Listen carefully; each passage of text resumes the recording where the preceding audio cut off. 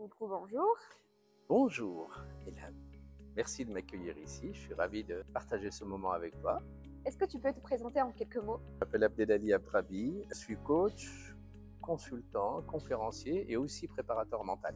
L'idée, c'est de préparer des ateliers ici en partenariat avec Fitness Park qui vont s'appeler Neuroboost Performance. Ton parcours est riche et varié. Ce qui t'a amené à t'intéresser au lien entre le cerveau et les émotions et les performances? Oui, en fait, on est dans une période, on est dans une société où la performance est devenue une valeur. Je viens du milieu sportif, j'ai enseigné les arts martiaux pendant longtemps. J'étais cadre dans un grand groupe, j'ai managé jusqu'à 200 personnes. Et en fait, ce que j'ai remarqué, c'est qu'il y avait un décalage sur toute cette notion de performance. Il y avait très peu de travail qui était fait sur soi. Alors moi, je le connaissais à travers les arts martiaux. Par contre, dans l'entreprise, je trouvais que les gens étaient très très fragiles et souvent, il y avait beaucoup de suicides et beaucoup de choses comme ça. Et quand j'ai fait le lien, je me suis dit, en fait, ça démarre dans la tête. Les choses démarrent dans la tête, la manière dont on se projette, la manière dont on se représente les choses. Et puis, je me suis intéressé au cerveau.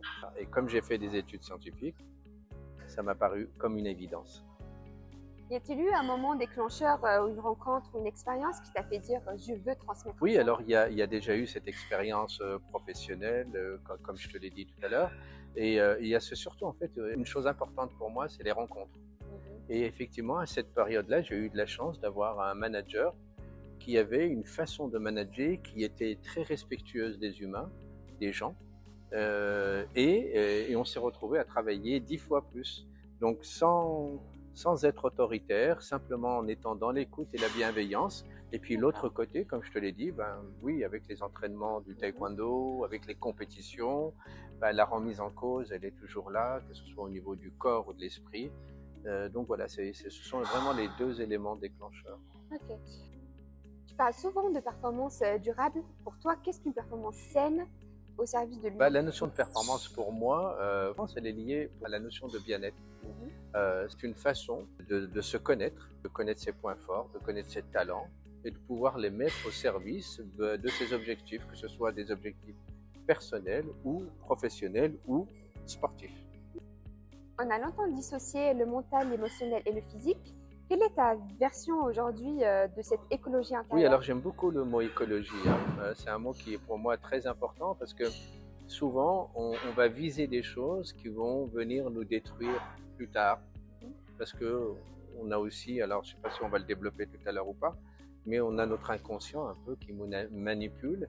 Et souvent, cette notion d'écologie, c'est simplement de dire, ok, j'apprends à me connaître, j'apprends à aller chercher mes points forts, mes talents, mes ressources, et puis hop, je me fixe des objectifs.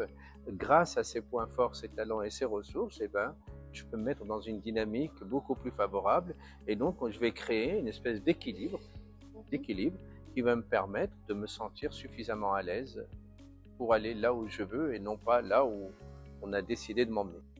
Tu interviens dans des milieux très variés, que ce soit le sport, l'entreprise ou le coaching. Quels sont les blocages viennent le plus Souvent, les souvent? blocages, ils sont liés à l'individu.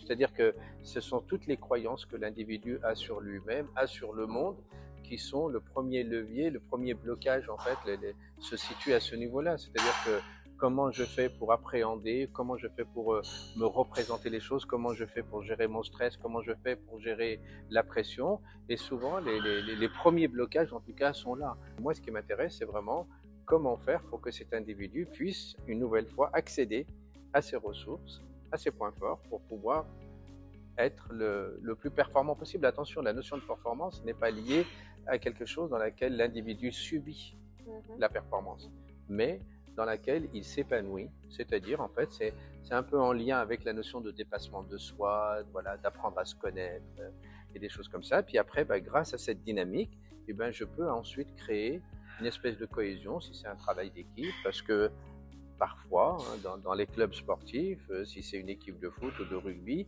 ça ne sera pas la même façon de les manager, de les coacher que dans l'athlétisme où les sports sont individuels. Comment est née l'idée des ateliers Neuroboost? L'idée de l'atelier, c'est de permettre aux gens, en fait, moi ce que j'ai remarqué, c'est qu'on théorise beaucoup de choses, on peut avoir beaucoup de connaissances sur beaucoup de choses, mais en fait on pratique très peu. Et le décalage qu'il y a entre la théorie et la pratique est juste incroyable. Et d'ailleurs, l'hypnose est assez intéressante par rapport à ça parce que les gens ont une représentation de l'hypnose qui peut parfois faire peur.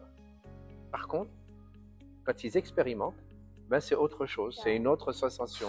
Ils sont dans la détente, ils sont dans le bien-être et trucs. Et donc ce décalage fait que pour moi, l'expérience est avant tout importante. Et donc les ateliers sont faits pour vivre des expériences enrichissantes.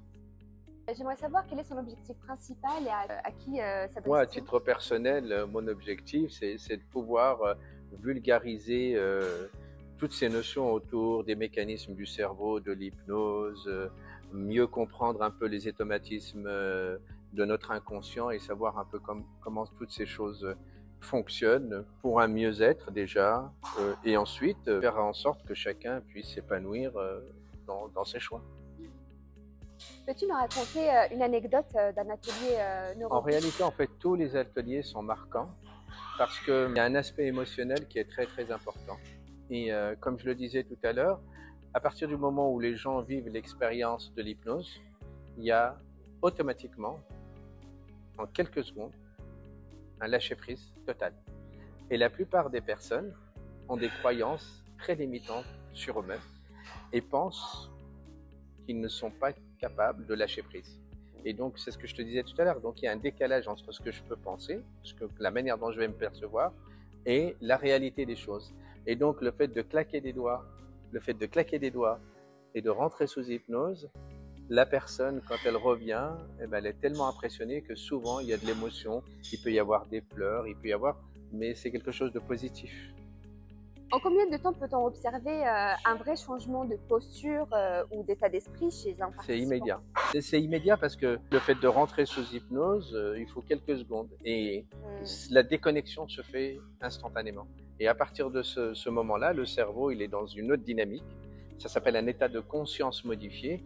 Je suis un peu ailleurs et donc, hop, donc la sensation de bien-être, elle est immédiate. Ensuite, par rapport à l'objectif que les individus ou que le groupe d'individus se fixe, c'est complètement différent. Sur les notions de bien-être, c'est immédiat. En revanche, sur les notions d'évolution, que ce soit quelque chose de physique ou un travail au niveau professionnel pour améliorer son management, bien sûr qu'on va mettre un plan d'action, on va mener des actions de semaine en semaine, mais il y a une espèce de dynamique et d'énergie qu'on n'a pas au départ et qui arrive et qui bouleverse vraiment tout et c'est juste spectaculaire. Alors, sachant que je suis sportif, j'aimerais savoir qu'est-ce que ça peut m'apporter en fait concrètement au quotidien, cet atelier? Alors, dans ton quotidien en tant que sportive, d'abord, mieux gérer le stress et les émotions, ça c'est le minimum, c'est vraiment ça. Apprendre aussi à se détendre, à se relâcher, à récupérer. Un quart d'heure d'hypnose égale 3 heures de récup de semaine. Donc c'est hyper intéressant en termes de trucs. Et surtout, si tu es dans les notions de performance, c'est aussi une façon de montrer comment, d'un claquement de doigts, d'ailleurs on peut le faire, d'un claquement de doigts, voilà, j'ai cru comprendre que tu avais du mal à faire des pompes, Ouais, d'accord?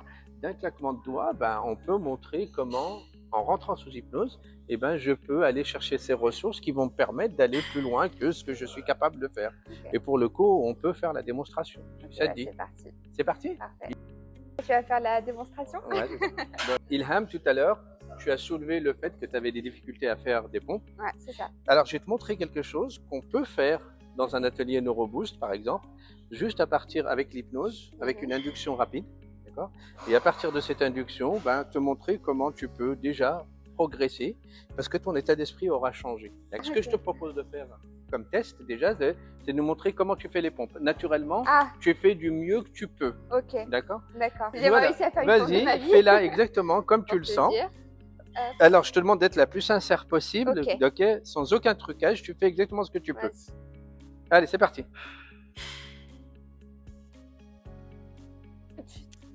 Ok. Donne-moi la main. La première chose, c'est la notion d'induction rapide. D'accord? Colle les deux pieds. Ouais. Je vais la mettre sous hypnose et je vais lui proposer une histoire. Je vais lui raconter une histoire dans laquelle elle va revenir et elle va pouvoir faire ses pompes tranquillement. En tout cas, d'une façon complètement différente. Mets-toi face à moi, colle les deux pieds, relâche complètement, regarde-moi droit dans les yeux, dormir maintenant, relâcher détendu, tout le corps est complètement relâché, dormir profondément. Voilà, là, elle est sous hypnose. Ça s'appelle un état de conscience modifié. Voilà. Et à partir de ce moment, je peux raconter une histoire. D'accord? Et tu reviens maintenant et tu fais ce que tu veux. Maximum. Vas-y. Mets-toi en position pompe. Ah, mais je vais réussir.